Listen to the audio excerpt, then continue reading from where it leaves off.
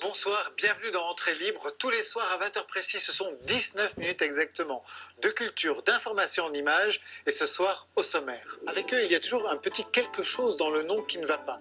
Let's Zepp, ABBA, Mania ou les Australian Pink Floyd, eux, ce sont les tribute bands qui jouent le répertoire de grands groupes des années 70 et qui font systématiquement ça le comble. Ça a le son des Beatles, ça ressemble à ABBA, il y a quelque chose de Led Zepp, mais ça n'en est pas. C'est le phénomène tribute band, des groupes qui reprennent sur scène le répertoire des groupes mythiques des années 60-70 entre hommage et reconstitution nostalgique, particulièrement rentable, on s'en doute, en période de crise.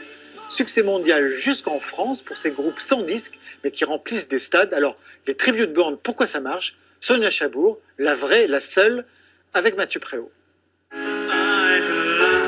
Il a la moustache, les dents en avant, mais pas tout à fait la voix de Freddie Mercury. Ce groupe originaire d'Angleterre s'appelle Killer Queen. Il est ce qu'on appelle un tribute band, un groupe hommage fondé par l'assistant personnel du chanteur mythique, une formation capable de remplir les mêmes salles immenses que Queen en son temps.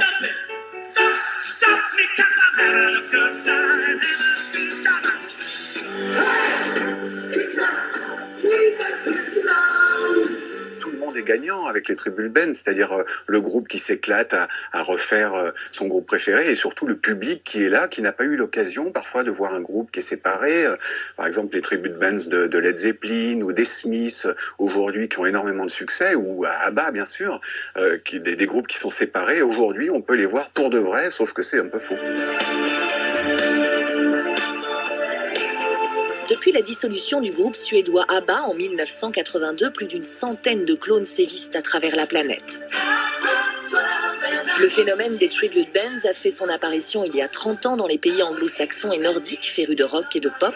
La France a mis plus de temps à succomber à cette folie. Mais un groupe originaire d'Amiens, inconditionnel des Beatles, a conquis en 10 ans plus d'1 million de spectateurs, les Rabbits. C'est un truc de môme, ouais. Il n'y a pas de nostalgie, c'est juste du fun et de la joie, au contraire. Nous qui n'avons pas connu la période des Beatles, c'est quelque chose d'un petit peu irréel et magique. On dit souvent, on va mettre nos costumes de super-héros et on va monter sur scène. Il arrive parfois que la copie dépasse l'original. Enfin, c'est une affaire de goût. Les groupes originaux peuvent être fatigués, peuvent être professionnels, juste remplir la soirée de façon syndicalisée, alors qu'un tribute band, il va y mettre toutes ses tripes, toute son énergie, rajouter dans la parodie, et là on est sûr de passer un moment incroyable. À un moment de sa carrière, quand ils ont commencé d'avoir 50 ans, on s'est dit on va arrêter de faire les marioles et de se déguiser et de se grimer. Donc ils ont commencé de tourner normaux. Et là, les fans ont déserté les concerts de Kiss. Et qu'est-ce qui a eu du succès? C'était les tribute bands qui, eux, étaient totalement maquillés et ont assuré le show beaucoup plus. Donc qu'a fait Kiss? Kiss, de nouveau, s'est remaquillé pour ne pas se laisser dépasser par ses propres tribute bands.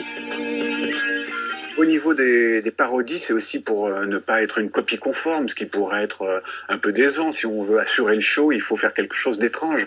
Donc, par exemple, Led Zeppelin, il y a deux tribute bands assez particuliers. Il y en a un qui s'appelle Dread Zeppelin et qui fait du Led Zeppelin en reggae.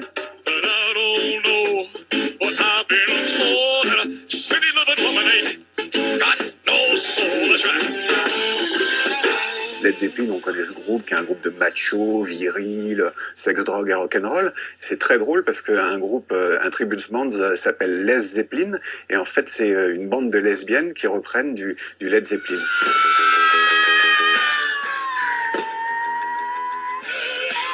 Avec l'effondrement de l'industrie musicale, avec l'arrivée d'Internet, les disques se vendent beaucoup moins aujourd'hui. Par contre, qu'est-ce qui marche toujours? C'est les lives. Les lives, ça remplit. Donc c'est devenu un véritable business, surtout en Australie, là où sont vraiment nés les tribute bands, puisque rarement les groupes passaient par l'Australie dans leur tournée. Donc ce phénomène s'est développé là-bas, c'est devenu un business incroyable. Et il y a beaucoup d'histoires de procès maintenant qui se font sur les tribute bands. Je sais que Sony, par exemple, a fait un procès à un tribute bands qui reprenait du Metallica, et il a fallu que Lars Ulrich lui-même de Metallica défende le tribute band pour qu'il ne perde pas le procès contre Sony. Donc il y a beaucoup d'imbroglios. Maintenant, c'est devenu quelque chose de juridique et commercial. La Tribute Bands Mania est en effet un business très lucratif pour les groupes originaux ou leurs ayants droit, qui à chaque concert perçoivent près de 9% des recettes. Leurs disques continuent aussi à se vendre. Le rock et la pop sont bel et bien devenus des classiques.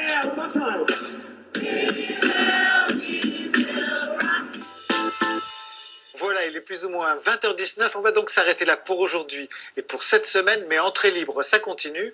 Rendez-vous lundi 20h sur France 5. Tout de suite, le Dr Cac, puis c'est à vous la suite. Bon week-end à tous.